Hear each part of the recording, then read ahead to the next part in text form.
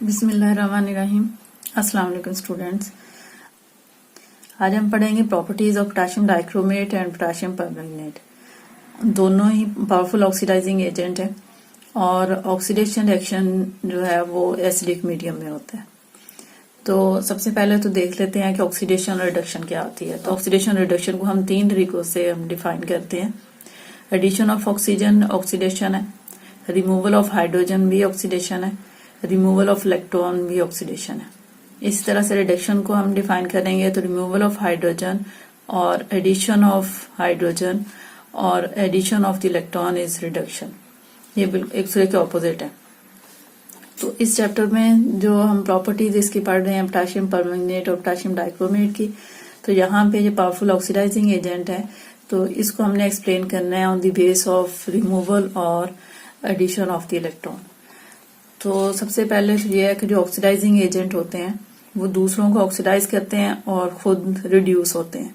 तो यहाँ पे हम बात कर रहे हैं पोटेशियम डाइक्रोमेट की। तो पोटेशियम डाइक्रोमेट जो है ये ऑक्सीडाइजिंग एजेंट है, तो इसका मतलब कि ये दूसरे को ऑक्सीडाइज करेगा और खुद रिड्यूस होगा। तो अब इसके लिए सबसे पहले हम इसका रिएक्शन देखते हैं, reaction of potassium dichromate with H2S। तो अब ये रिएक्शन जो है वो 2 स्टेप में दिया हुआ, हम इसको 1 स्टेप में भी लिख सकते हैं। तो ये पहला जो रिएक्शन है इसमें भी और KMnO4 का भी पहला रिएक्शन जो है 2 स्टेप में दिया हुआ, इसको सिर्फ एक्सप्लेन करने के लिए कि किस तरह से ऑक्सीडेशन हो रही है। यहाँ पे अगर हम देखें तो स्टार्ट में पोटेशियम डाइक्रोमेट है, इसका रिएक्शन है सल्फ्यूरिक एसिड के साथ। तो हमारे पास नेसेंट ऑक्सीजन प्रोड्यूस हो रही है। नेसेंट मीन के फ्रेशली प्रिपेयर्ड और न्यूली बॉर्न ऑक्सीजन। वैसे ऑक्सीजन जो है वो मॉलिक्यूलर फॉर्म में होती है कि इससे पहले कि वो मॉलिक्यूलर फॉर्म में कन्वर्ट हो, ये H2S के साथ रिएक्ट करके तो हाइड्रोजन को इससे रिमूव कर लेती है और सल्फर जो है वो अलग रह जाता है। रिमूवल ऑफ हाइड्रोजन जो है उसका मतलब कि इसकी ऑक्सीडेशन हुई है। तो अब यहाँ पे सबसे पहले ये रिएक्शन काफी लेंथी होते हैं लेकिन इजी है। आप सिर्फ इसके प्रोडक्ट देख लें कौन कौन से हैं। अगर हमारे पास हम रिएक्टेंट में देखें तो यहाँ पे एक पोटेशियम है और एक क्रोमियम है, 2 मेटल हैं। इन दोनों के सल्फेट बनेंगे और उसके साथ जो है वाटर बनेगा और साथ वो वाला रिएक्टेंट जिसकी ऑक्सीडेशन हो रही है वो आएगा। तो अगर इसमें हम इस रिएक्शन में अगर हम देखें तो एक तो पोटेशियम सल्फेट बनेगा, एक क्रोमियम सल्फेट बनेगा और साथ जो है वाटर बनेगा और H2S जो है वो सल्फर में कन्वर्ट होगा। 4 प्रोडक्ट्स हमारे पास आएंगे। जब प्रोडक्ट का आपको सही तरीके से पता चल जाए कौन से आने हैं, उसके बाद फिर बैलेंसिंग जो है वो इजी हो जाती है। तो अब यहाँ पे पोटेशियम डाइक्रोमेट का सल्फ्यूरिक एसिड के साथ रिएक्शन है। फर्स्ट स्टेप में जो है वो पोटेशियम सल्फेट बना, क्रोमियम से क्रोमियम सल्फेट बना और वाटर बना और साथ नेसेंट ऑक्सीजन है। ये नेसेंट ऑक्सीजन जो है सेकेंड स्टेप में जो यहाँ पे प्रोड्यूस हुई थी वो H2S के साथ ऐड करेगी। अब इन दोनों हम रिएक्शन को ऐड कर देते हैं। तो ऐड करने से हमारे पास ये जो नेसेंट ऑक्सीजन इधर प्रोडक्ट में आई थी, जो प्रोड्यूस हुई थी, इधर कंज्यूम होगी, इसलिए हम इसको कैंसिल कर देंगे। और बाकी जो है रिएक्टेंट हम इस साइड पे ये पोटेशियम डाइक्रोमेट, फिर सल्फ्यूरिक एसिड है, फिर H2S है और उसके बाद प्रोडक्ट में चले जाए तो पोटेशियम सल्फेट और क्रोमियम सल्फेट, उसके बाद 3 वाटर मॉलिक्यूल यहाँ पे थे और 4 ये थे। इन दोनों को ऐड करके लिखेंगे 7H2O और ये 3 सल्फर।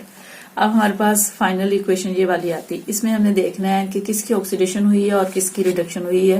पोटेशियम डाइक्रोमेट अगर रिड्यूस ऑक्सीडाइजिंग एजेंट है तो ये खुद रिड्यूस हुआ है, तो इसने ऑक्सीडाइज जब किया है सल्फर को तो उनकी ऑक्सीडेशन स्टेट किस तरह से चेंज होती है।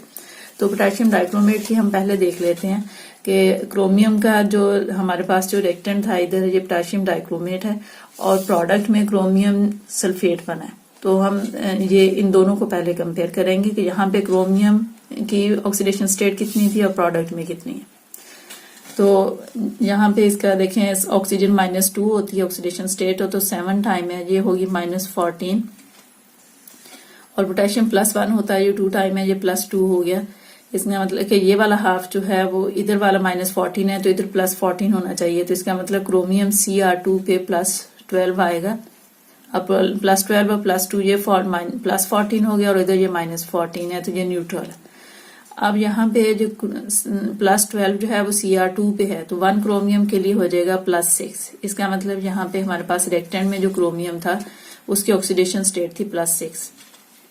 अब प्रोडक्ट में ये गया है क्रोमियम सल्फेट की फॉर्म में।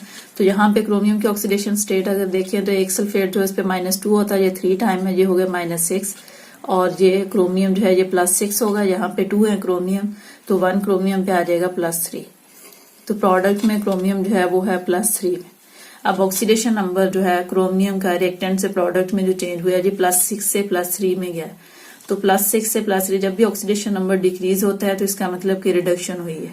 जब ऑक्सीडेशन नंबर इंक्रीज होता है तो ऑक्सीडेशन होती है। अब डिक्रीज कैसे हुआ, +6 था, इसका मतलब हमने यहाँ पे 3 इलेक्ट्रॉन जो है वो ऐड किए हैं। इसमें 3 नेगेटिव चार्ज जो है वो 3 पॉजिटिव चार्ज को कैंसिल करेगा तो इधर +3 रह जाएंगे। तो एडिशन ऑफ इलेक्ट्रॉन जो है वो है रिडक्शन। तो क्रोमियम की हुई है यहाँ पे रिडक्शन। अब दूसरा जो है हमने रिएक्शन इसका लिखा था H2S के साथ। तो H2S जो है उसमें से सल्फर की ऑक्सीडेशन हुई है, सल्फर को ऑक्सीडाइज किया है इसने। तो अब सल्फर की ऑक्सीडेशन स्टेट देख लेते हैं। रिएक्टेंट में हमारे पास जो है ये H2S है और प्रोडक्ट में जो है सल्फर है। तो यहाँ पे सल्फर की ऑक्सीडेशन स्टेट अगर देखें तो हाइड्रोजन जो है +1 होता है, जो 2 टाइम है +2 हो गया, तो इसका मतलब सल्फर जो है वो -2 है।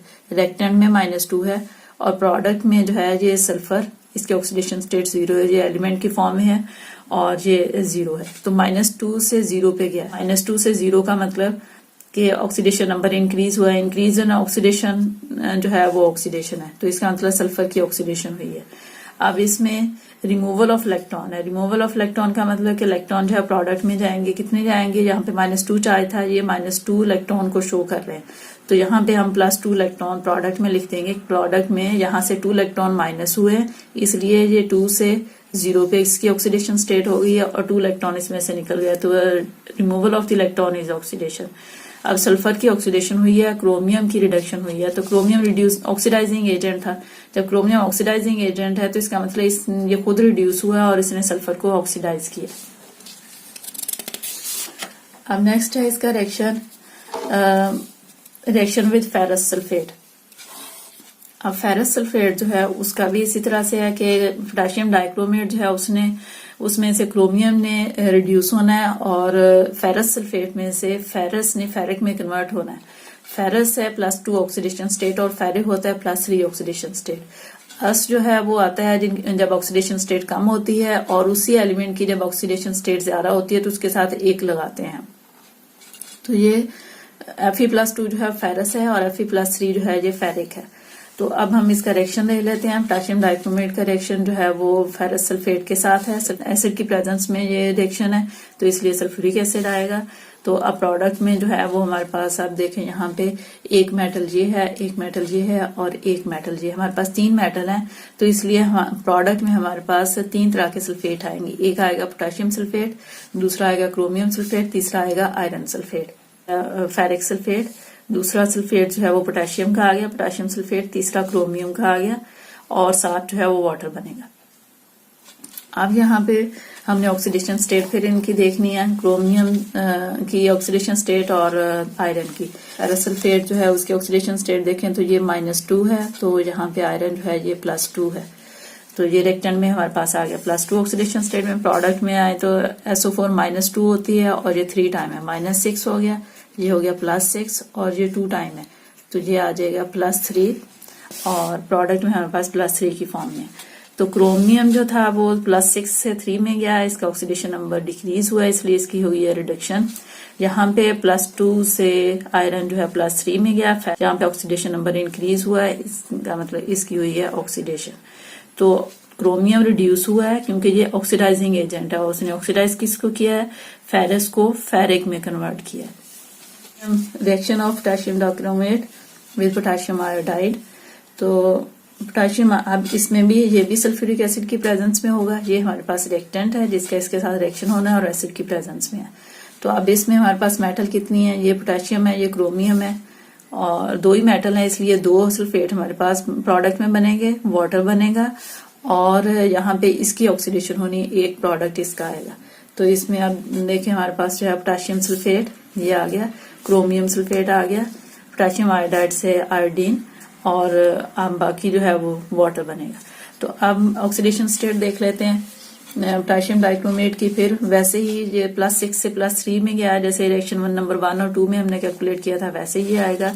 और पोटेशियम आयोडाइड का हम देख लेते हैं कि पोटेशियम +1 होता है तो आयोडीन हो गया -1 और प्रोडक्ट में जो है ये I2 इसी तरह से ये नेचर में एग्जिस्ट करता है। ये इसकी नेचुरल स्टेट है। जब नेचुरल जो स्टेट आती है उसमें ऑक्सीडेशन नंबर जो है वो 0 आता है। तो ये आयोडीन जो है यहाँ पे रिएक्टेंट में -1 था और प्रोडक्ट में 0 है, तो -1 से 0 का मतलब कि ऑक्सीडेशन नंबर इंक्रीज हुआ है। ये माइनस से 0 में गया, इंक्रीज हुआ है, तो इसका मतलब इसकी ऑक्सीडेशन हुई है। तो यहाँ पे भी क्रोमियम खुद रिड्यूस हुआ है और उसने आयोडीन को ऑक्सीडाइज किया है। क्रोमाइल क्लोराइड टेस्ट, इसको जो ऑक्सीडेशन रिएक्शन है उनमें इसको नहीं लिखना।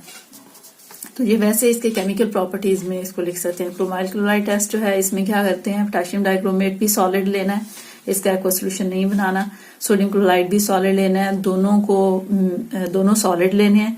रिएक्टेंट और सल्फ्यूरिक एसिड कंसंट्रेटेड लेना है। इसका जब दोनों सॉलिड जो कंपाउंड्स हैं ये, इन दोनों को मिक्स करने के बाद जब कंसंट्रेटेड सल्फ्यूरिक एसिड के ड्रॉप्स इसमें ऐड करते हैं तो फौरन ही इसके जो है वो येलो कलर के प्रेसिपिटेट्स बनते हैं क्रोमाइल क्लोराइड के। ये है CrO2Cl2, ये क्रोमाइल क्लोराइड है।